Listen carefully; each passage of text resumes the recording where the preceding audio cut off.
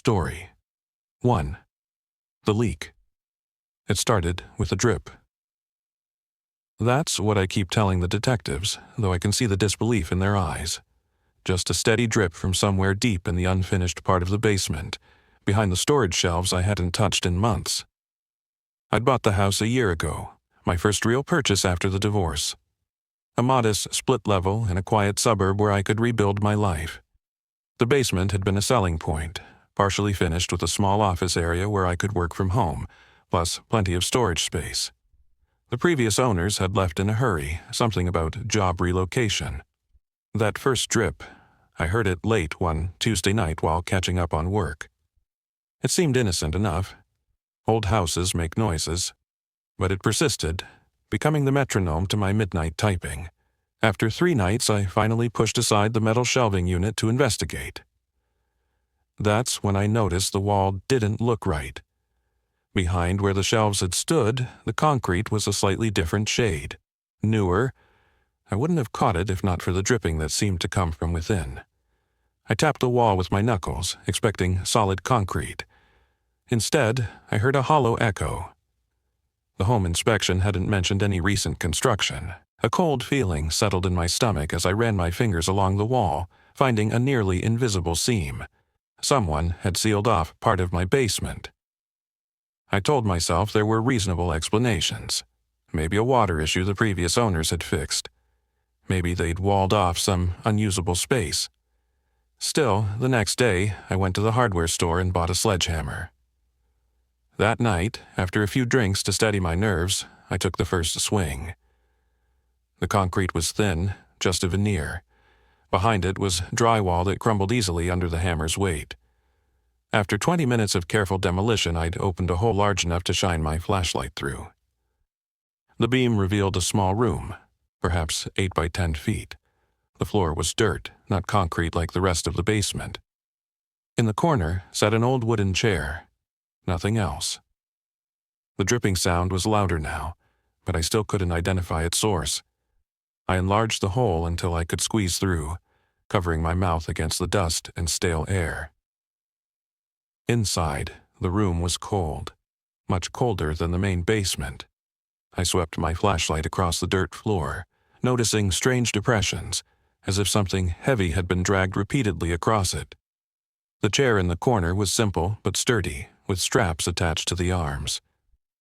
Restraints. My mouth went dry.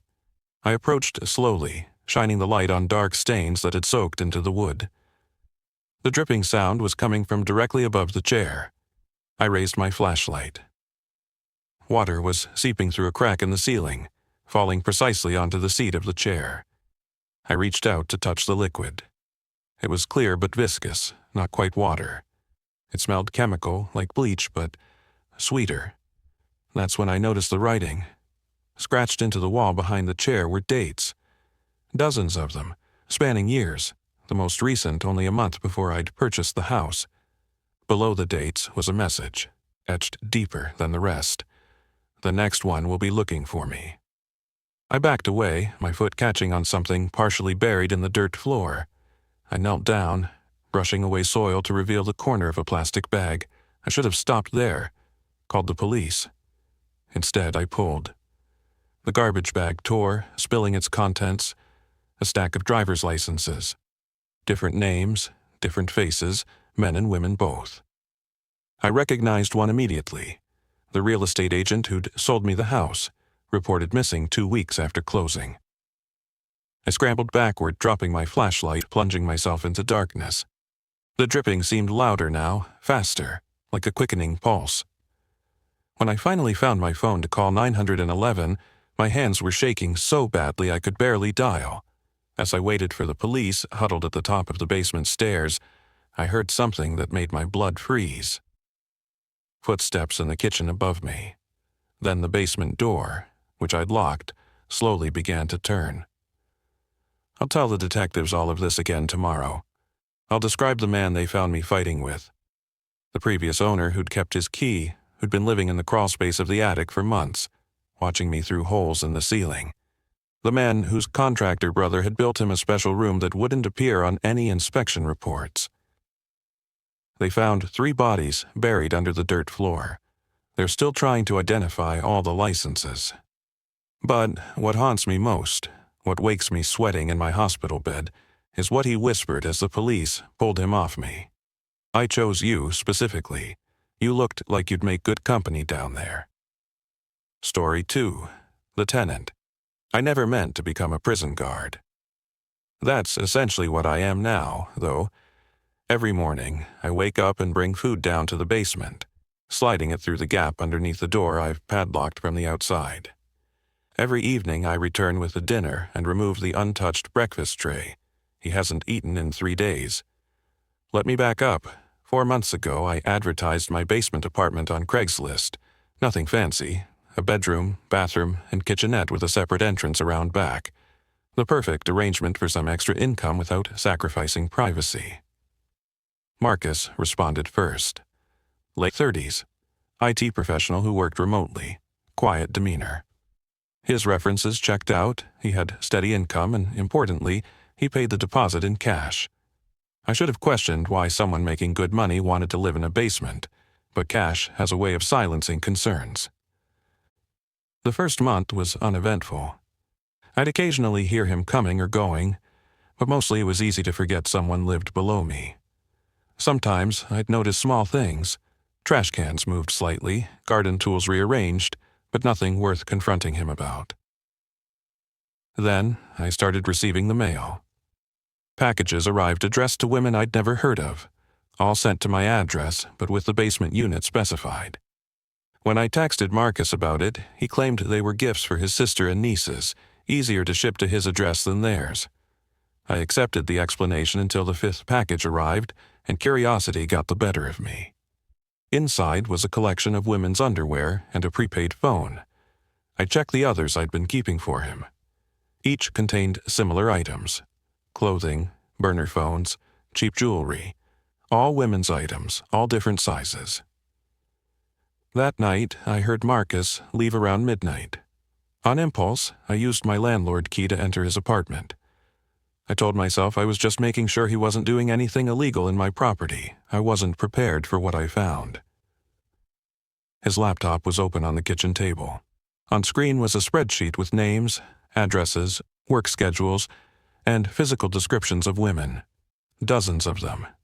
Next to the computer was a stack of photographs, clearly taken without the subject's knowledge. Women walking to their cars, entering apartments, at grocery stores. I recognized several local neighborhoods. The bedroom was worse. A wall covered with maps, locations marked in red, printouts of social media profiles, a drawer full of women's driver's licenses, names matching those on packages. Under his bed, a box containing zip ties, duct tape, and a hunting knife. I was frozen with indecision when headlights swept across the window. Marcus was returning. I grabbed the laptop and photos, locked the apartment, and fled upstairs. I called the police immediately. This is where my nightmare truly began. They came, took my statement, collected the evidence. But when they entered the basement apartment, everything else was gone. The maps, the licenses, the box of supplies, all vanished. Marcus claimed the laptop was his work computer, and the photos were part of a private investigation case he was consulting on. He had paperwork that seemed to support this. The detective pulled me aside. "Without evidence of an actual crime, there's not much we can do. If you want him out, you'll need to evict him legally." I started the eviction process the next day, but Marcus was always one step ahead. He knew tenant law better than I did, filing counterclaims and requesting hearings that delayed everything, all while living beneath me. 2 weeks into this standoff, I came home to find my back door open. Nothing seemed missing, but I felt violated. Then I noticed the family photo on my mantel had been moved, with my sister's face scratched out. When I confronted Marcus, he simply smiled and said he'd been at work all day. I installed cameras that night. The footage showed Marcus using a hidden key to enter my home at 2 a.m., wandering through rooms, touching my belongings, sometimes just standing in the corner of my bedroom watching me sleep.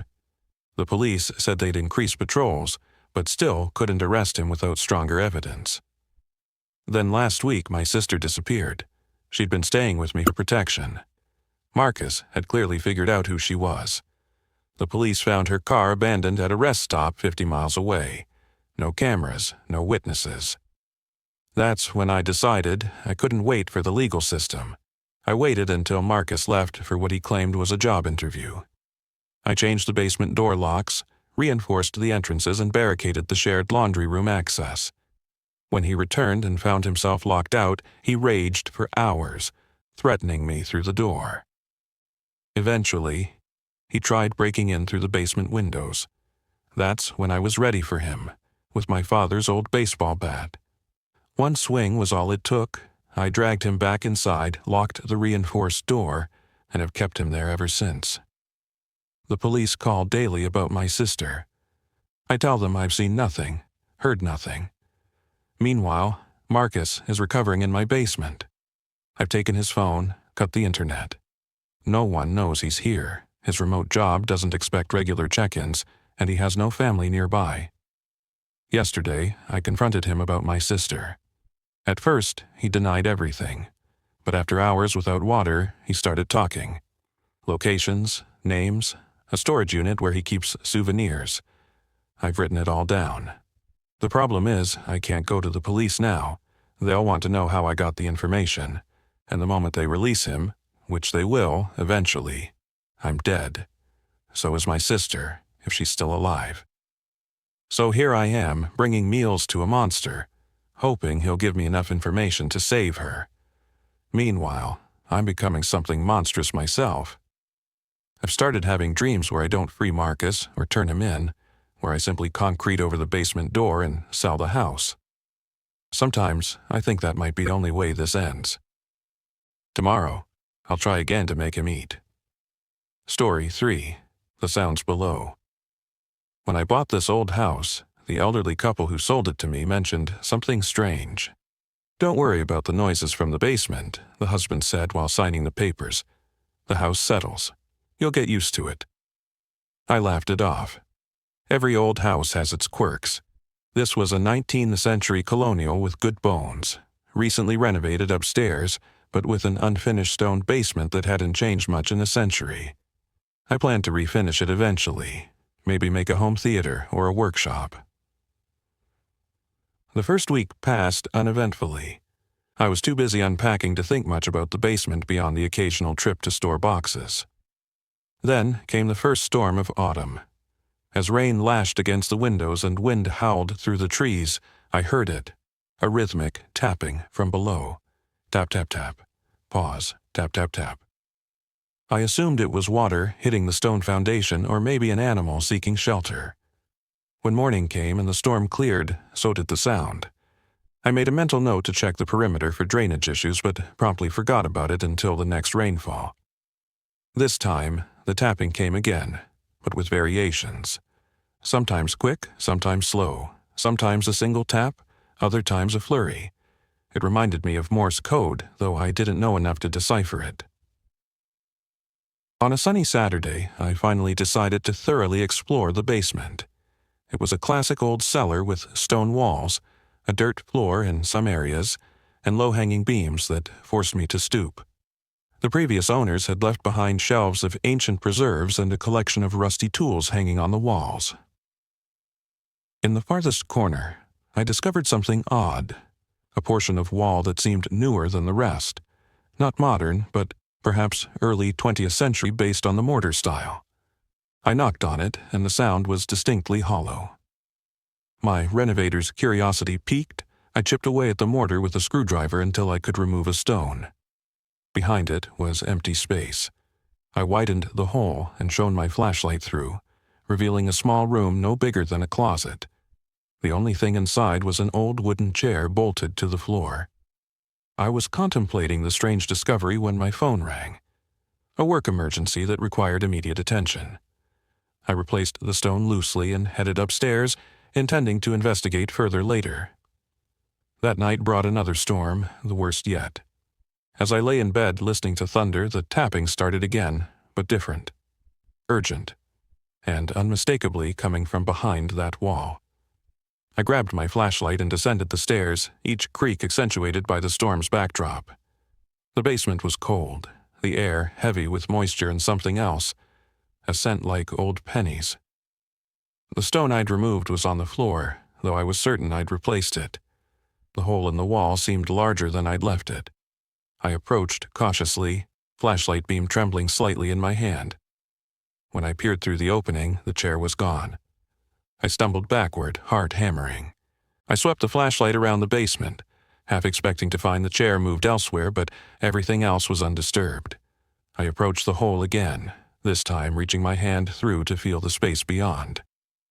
My fingers brushed against something cold and smooth. Not stone, not wood, metal. I pulled my hand back as if burned, then steeled myself and reached in again, this time grasping the object and drawing it out. It was a small tin box, tarnished with age. Inside was a folded piece of paper and what looked like a human tooth. The paper contained a newspaper clipping from 1923 about 3 men who had disappeared from the area over a 2-year period. Local authorities suspected they had left town seeking work, but the article noted that all 3 had been boarders at my address.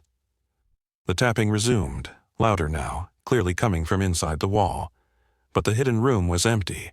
I'd confirmed that with my own eyes. The sound had to be coming from somewhere else, somewhere deeper. I began removing more stones, working my way down. The wall was thicker than I'd thought, and beyond the first hidden space was another, lower chamber. As I removed the final stone, the tapping stopped abruptly. The opening revealed a steep set of stairs descending into darkness, far below the level of the basement floor. These stairs couldn't possibly lead anywhere within the property boundaries I'd been shown. Common sense told me to replace the stones, call someone, anyone, and never enter that passage. But something compelled me forward. I ducked through the opening and started down the stairs, counting steps as I went. 10, 20, 30, much deeper than seemed possible. The passage ended in a small chamber hewn from bedrock. In the center was a table with straps attached to each corner. The walls were covered with tally marks, thousands of them, grouped in sets of 5. Beside the table was a cabinet filled with tools, medical instruments, but crude and ancient-looking. As I stood frozen in horror, I heard footsteps above me in the main basement. Heavy, deliberate steps that couldn't belong to an animal. I killed my flashlight immediately, plunging myself into perfect darkness. The steps approached the hidden wall, paused, then began descending the stairs. I pressed myself against the rock wall, barely breathing. In the pitch black, I couldn't see who or what was coming, but I could hear the slow, measured breathing of something large. It reached the bottom step and stopped. I felt it turn toward me, felt its presence like a physical pressure against my skin. Though I couldn't see it, I knew with absolute certainty it was looking directly at me. Then it spoke, in a voice like stones grinding together. "You found us. Good. We've been waiting for a new caretaker." I fled, scrambling up the stairs in blind panic, scraping my hands and knees on the rough stone. I locked myself in my car until morning, then drove straight to the county records office. I needed to know the true history of the house before I ever set foot in it again. What I found changed everything. The property had never been a single-family home. From 1890 to 1935, it had been a private sanitarium, specializing in experimental treatments for the criminally insane. I've listed the house for sale, disclosed everything I discovered both in the basement and in the records. No takers yet. The tapping continues every night now, storm or clear skies. Sometimes when I'm trying to sleep, I swear I can hear multiple patterns overlapping, like many hands tapping in unison. Last night, I found muddy footprints leading from the basement door to my bedroom. They stopped at the foot of my bed. I've boarded up the basement door. Tomorrow, I'm having concrete poured over the entire floor. The contractor thinks I'm crazy for spending the money when I'm planning to sell. He doesn't hear them tapping from below, getting louder every night, as if they're climbing higher, getting closer. As if they're almost through. Story 4. 7. The Workshop. The first thing that drew me to the house was the basement. Not the spacious kitchen or the wraparound porch that my realtor kept emphasizing, but the full-height 500-square-foot basement with separate workshop area. Perfect for my woodworking hobby. After years in apartments where my creativity was limited to what I could build on a balcony, this space represented freedom. Previous owner was quite the craftsman, the realtor mentioned as we descended the stairs. Left all the built-ins and most of the heavy equipment, said to consider it part of the house. The workshop was impressive.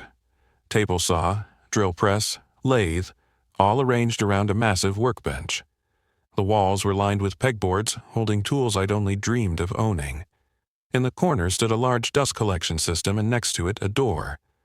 "What's through there?" I asked. "Just storage, former coal room," she replied dismissively. "Now, about the electrical, it's all up to code with dedicated circuits." I closed on the house a month later and immediately began setting up projects. The workshop functioned beautifully, though I noticed the previous owner had peculiar organizational habits. Chisels were separated by width down to the millimeter. Sandpaper was stored in airtight containers labeled by grit number. Every surface was immaculate. The door to the coal room remained locked. The realtor had promised to find the key, but after closing, she stopped returning my calls. I wasn't concerned. I had plenty of space without it. As I settled into a routine, I began noticing small changes in the workshop. Tools would be in slightly different positions than where I'd left them.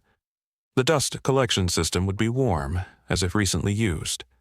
Once, I found wood shavings from a type of mahogany I didn't own. I installed a security camera, disguised as a smoke detector. The footage showed nothing for several nights. Then, on the fifth night, at 2:17 a.m., the locked door to the coal room opened. A man emerged, tall, gaunt, with a carpenter's apron. He worked silently and methodically at the lathe for hours, creating what appeared to be table legs. Before dawn, he gathered his materials and disappeared back through the door. I watched the footage a dozen times, convinced it was a prank or a glitch. The next day, I called a locksmith. "This is a serious security issue," I explained. "Someone's accessing my house through the basement." The locksmith examined the coal room door. "This isn't just locked," he said. "It's sealed from the other side. There's no keyhole on this side." "It's impossible. I have video of someone coming through it last night." He shrugged. "I've been doing this 30 years. This door hasn't been opened from this side in a very long time." I showed him the video. He watched silently, then asked, "May I see the other side of this wall?" We went outside, examining the foundation. Where the coal room should have had an exterior entrance, there was only solid concrete. According to the house plans, the coal room was completely enclosed, accessible only through the workshop. That night, I set up a chair facing the door, a baseball bat across my knees. I'd get answers directly. I must have dozed off. A sudden mechanical whir jolted me awake. The dust collection system starting up. The man from the video stood at the lathe, his back to me. The coal room door was closed. "Who are you?" I demanded, gripping the bat. "How are you getting in here?" He turned slowly. His face was gaunt, eyes sunken but intensely focused. "This is my shop," he said matter-of-factly. "Always has been." "This is my house," I countered. "I bought it 3 months ago." He nodded, as if this was irrelevant. "I have work to finish. You don't disturb my work, I won't disturb your living." He turned back to the lathe. "I'm calling the police." "Go ahead," he said without turning. "They came before, looked right through me." A chill ran down my spine. "What do you mean?" "Mean what I said. Not my problem if you don't understand." He held up a nearly finished table leg, examining it critically. "Need 6 of these, perfect matches. Customer's particular." Despite my fear, curiosity flickered. The craftsmanship was exceptional. "What are you making?" "Dining set, mahogany, for the Adlers on Prospect Street." He pointed to a sketch pinned to the wall. A beautiful Queen Anne-style table with intricate carvings. I approached slowly. The paper was yellowed with age. In the corner was a date, 1977. The Adlers haven't lived on Prospect for years, I said. That house is a dentist's office now. He shrugged. Customer pays, I build. Not my business what happens after. How do you get in here? I pressed. The coal room doesn't have an outside entrance. For the first time, he looked confused. Course it does, right past the boiler. He gestured toward the locked door. You think I live in a coal room? Over the following weeks, we developed an uneasy arrangement. He worked nights, I worked days. I never saw him enter or leave, but evidence of his presence was everywhere. Projects progressing, materials appearing and disappearing. I researched the house history and discovered Robert Lansing, master woodworker, had owned it from 1952 until his disappearance in 1978.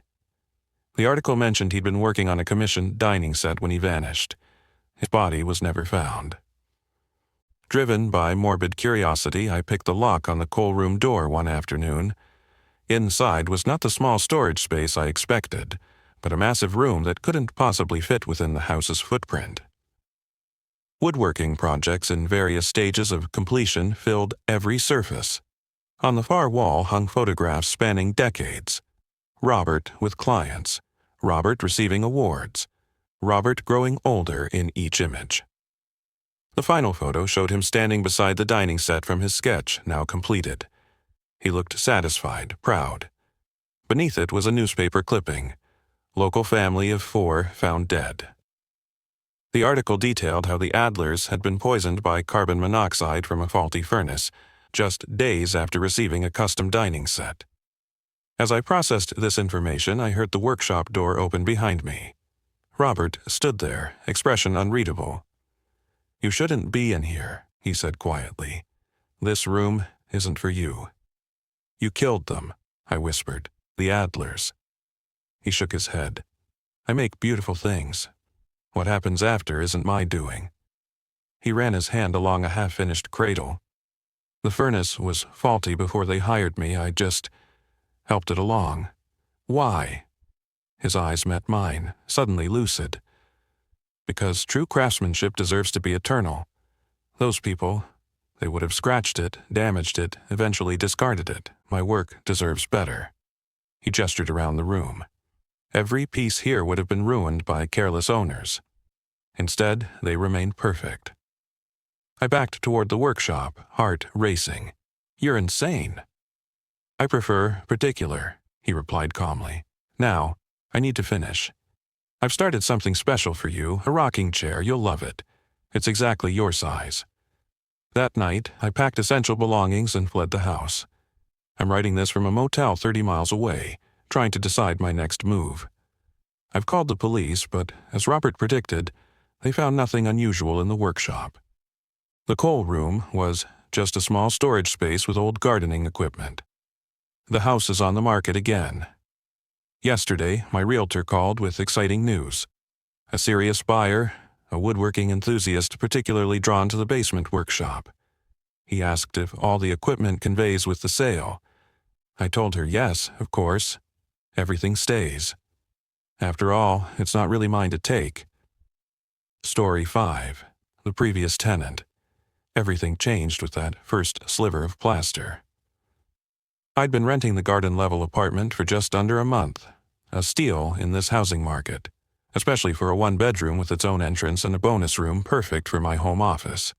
Sure, it was partially below ground, with high windows that let in minimal sunlight, but the rent was half what I'd paid in my previous place. The landlord, Mr. Keene, lived upstairs, but rarely made his presence known except for the occasional creaking floorboard. He was an odd man, tall and perpetually stooped, with a smile that never reached his eyes. During the viewing, he'd seemed almost reluctant to rent the place, despite having advertised it. The last tenant left rather abruptly, he'd mentioned. Personal emergency. When I asked for more details, he changed the subject.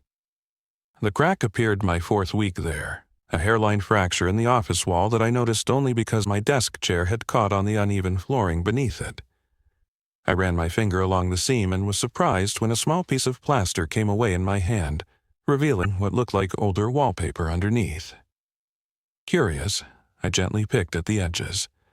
The plaster was thin and crumbled easily, exposing more of the wallpaper, a faded floral pattern that must have been decades old. But there was something else.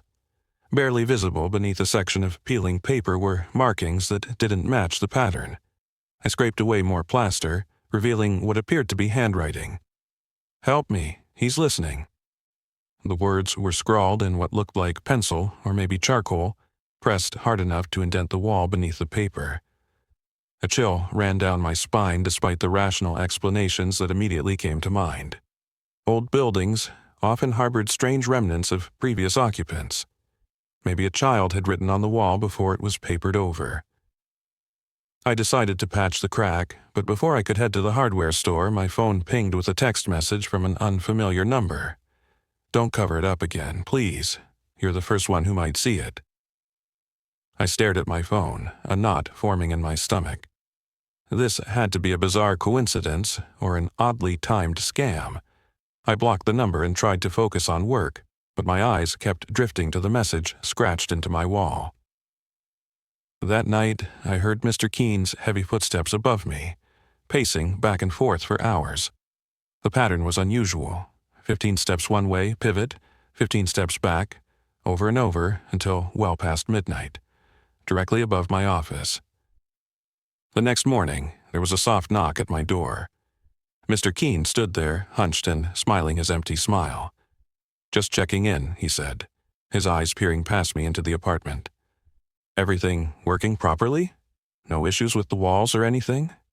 "Everything's fine," I lied. "Why do you ask?" "Old building," he shrugged. "Always something needing repair. Mind if I have a quick look at the office? Been meaning to check that exterior wall for seepage." I hesitated, but couldn't think of a valid reason to refuse my landlord entry.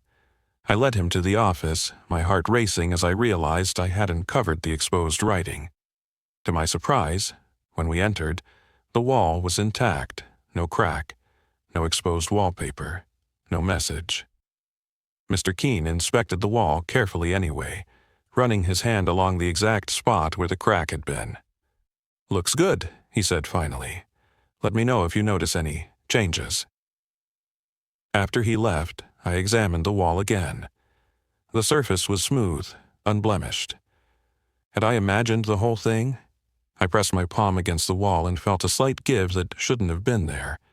The repair was recent. The paint still tacky, not fully dried. My phone pinged again, a new number. "He always covers it up.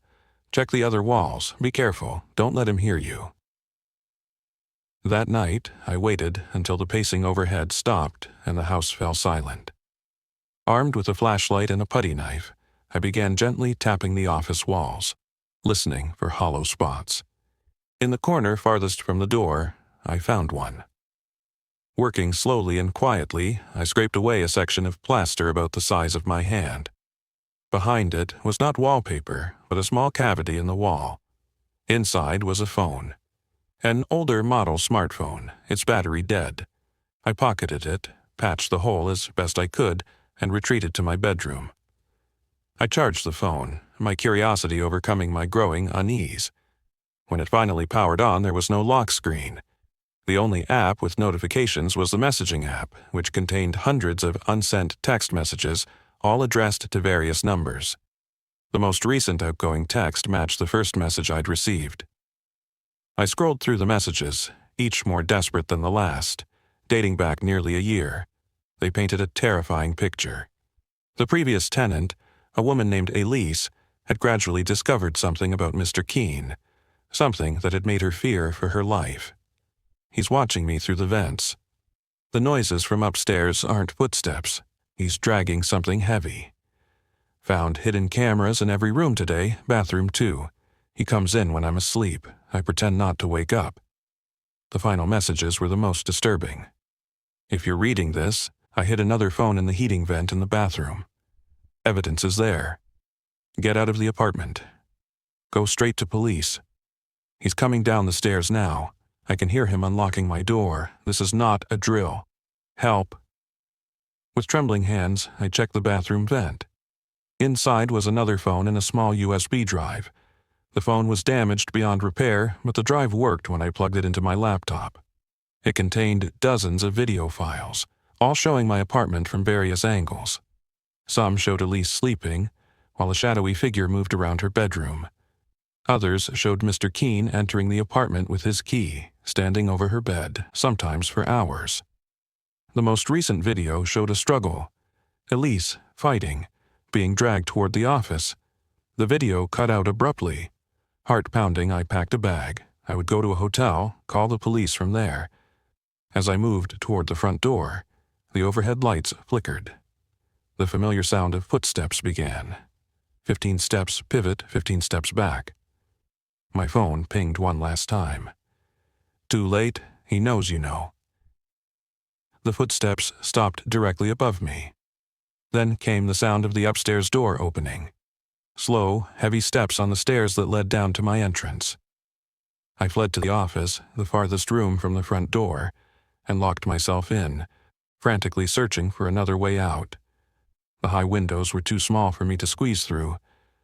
I could hear him at my door now, key scraping in the lock. In desperation, I began tearing at the wall where the first message had appeared, ripping away chunks of fresh plaster. Behind it was not just wallpaper but a seam in the wall itself. A door, plastered and papered over. I clawed at it as I heard my front door open as heavy footsteps crossed my living room. The hidden door finally gave way, revealing a small dark space beyond. Without hesitation, I squeezed through, pulling it closed behind me just as the office door handle began to turn. I found myself in a narrow passage between walls. The beam of my phone's flashlight revealed it extended the length of the apartment and beyond. The walls were covered in writing. The same desperate handwriting from before, but more of it, much more. Names, dates, pleas for help. Elise was just the most recent. There had been others before her, many others, going back years. I'm writing this now from a maintenance tunnel that runs beneath the building. I've discovered it connects to the sewer system, which might be my way out. My phone battery is nearly dead, and I hear movement in the passages above me. Mr. Keene knows these hidden spaces well. I found his things down here, tools, plastic sheeting. Worse. If you're reading this, and you're in apartment 1B, get out now. Don't pack, don't call anyone, just run. The landlord has already replaced the wall in the office. He's already advertising for a new tenant. And whatever you do, don't dismiss the voices in the walls. They're trying to warn you. Just like I'm trying to warn you now. Thank you for watching. Please subscribe for more horror stories on Moonlit Scarecrow.